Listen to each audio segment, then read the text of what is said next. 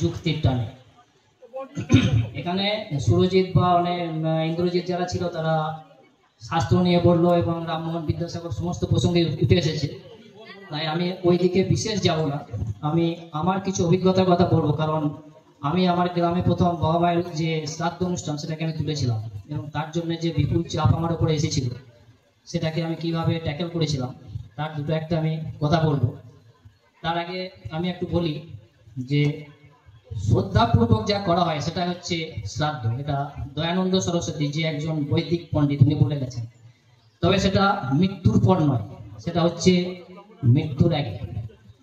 একজন পিতামাতা যেমন তার সন্তানকে শৈশবে সে যা চায়, যা খেতে চায়, যা পড়তে চায় সেটা মেটায়, একজন পুত্রের অন্তত সেই সুযোগটা আসে যখন সেই বাবা মা মৃত্যুশয্যায় শায়িত থাকে, তখন সেই পুত্রের উচিত হয় যে একদিন বাবা মা যেভাবে আমাদেরকে দেখেছে বা আমি যা চেয়েছি, আমি যা পড়তে চেয়েছি দিয়েছে, আমাদেরও বোধহয় সেই সময়টা এসেছে বাবা মাকে সেই জীবদ্দশাতে বাবা মা যা খেতে চাইছেন সেটা খাওয়ানো, যা পড়তে চাইছেন সেটাকে পড়ানো এবং যা শুনতে চাইছেন। অনেকে মৃত্যুর পর কীর্তন করে, আমার মনে হয় তাদের উচিত বাবা মা যদি কীর্তন ভালোবাসে আপনি কীর্তন শোনান তার জীবদ্দশায়।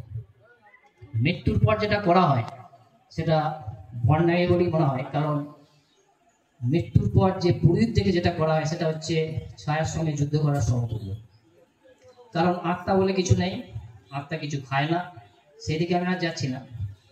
এবার আমি আসছি যে ধর্ম সংকট। এই যে আমরা শ্রদ্ধা অনুষ্ঠানের আয়োজন করি আর কি, শ্রাদ্ধটাকে সরিয়ে এই পৌরোহিত্যের যে ঝামেলা আর কি, সেটাকে হাঁটাতে চাই আমরা। সে বিষয়ে বলি আর কি, আমরা বললে হয়তো অনেকে গায়ে লাগে।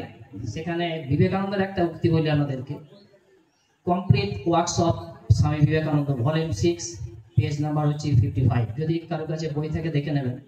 সেখানে তিনি পুরোহিতদের উদ্দেশ্যে কি বলছেন, তিনি বলছেন যে পৌরোহিত্য হচ্ছে ভারতের অভিশাপ।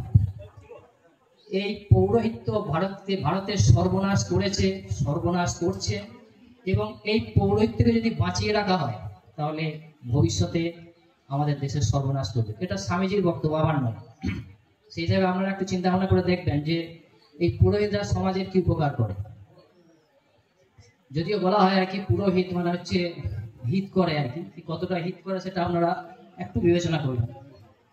এবার হচ্ছে ধর্ম সংকট। এই যে বাধা দিতে যারা আসে আর কি, যে শ্রাদ্ধটাকে সরিয়ে শ্রদ্ধায় নিয়ে যাচ্ছে, এখানে কিছু লোক বাধা দিতে আসে, তাদের মনে হয় কি যে এরা বোধহয় ধর্মটাকে সংকটে ফেলছে, এরা ধর্ম বিদ্বেষী, এরা ধর্মটাকে ধ্বংস করতে চায়, এই ধরনের চিন্তা তাদের মধ্যে কাজ করে।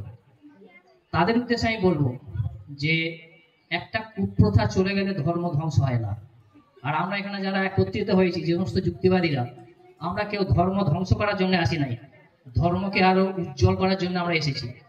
কারণ ধর্ম যদি ধ্বংস হয়ে যেত তাহলে বহু আগেই ধ্বংস হতো।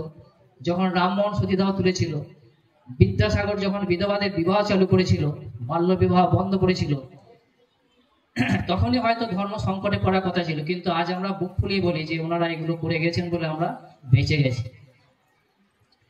আমাকে একজন জিজ্ঞাসা করেছিল আর কি যে আরে তুই শ্রাদ্ধ করলি না কেন, আমি আমার কথায় আসছি। তা আমি তাকে বলেছিলাম যে কেন, কি অসুবিধা হয়েছে। তা বলছে এই যে প্রথাটা আমাদের চলে আসছে এটাকে তুই ব্রেক করলি। সম্ভবত আমি আমার গ্রামে শুধু নয়, আমার অঞ্চল বা আমার থানায় বোধহয় আমি প্রথম ব্যক্তি ছিলাম যেটা আমি সাহস করে এটা করতে পেরেছিলাম। প্রথমত হচ্ছে আমার আত্মীয় স্বজন আমার কাছ থেকে সরে গিয়েছিল, যেটা প্রত্যেকের কাছ থেকে যায়, পাড়া প্রতিবেশীর থেকে এগুলোতে আত্মীয়রা সরে যায়, যেটা হচ্ছে তাকে দুর্বল করে তোলে। কিন্তু আমাকে দুর্বল করতে পারে না, যেহেতু আমার মা আমার সাপোর্টে ছিল। এবং পরবর্তীতে আমি দাদাকে বোঝাতে সমর্থক হয়েছিলাম যে দাদা একটু চিন্তা করে দেয়। তারপর দাদা আমাকে সাপোর্ট করেছিল এবং আমি এটা করতে পেরেছিলাম। এবং আমাদের গ্রামটাও ব্রাহ্মণ প্রধান গ্রাম, নিজেরা আসে নাই, লোক লেলিয়ে দিয়েছিল যেটাকে বলা হয় আর কি। তা সেই ভদ্রলোককে আমি বলেছিলাম দেখো, ধর্ম একটা টাইমে গঙ্গাসাগরের সন্তান বিসর্জন হতো, জানো? তা বলছে হ্যাঁ জানি। তাহলে ধর্ম কি গঙ্গায় তলিয়ে গেছে, আজ ওটা বন্ধ হয়ে গেছে? তা বলছে না, যায়নি। রামমোহন যে সতীদাহটা তুলে দিয়েছে, ধর্মের কি ক্ষয়রোগ হয়েছে? তা বলছে না, হয়নি। বিদ্যাসাগর যে বিধবা মেয়েদের বিবাহ চালু করেছে, আজ তোমার বাড়ির 20 বছরের বিধবা মেয়েটাকে তুমি বিবাহ দিচ্ছ, তাতে কি ধর্মের ক্যান্সার হয়েছে?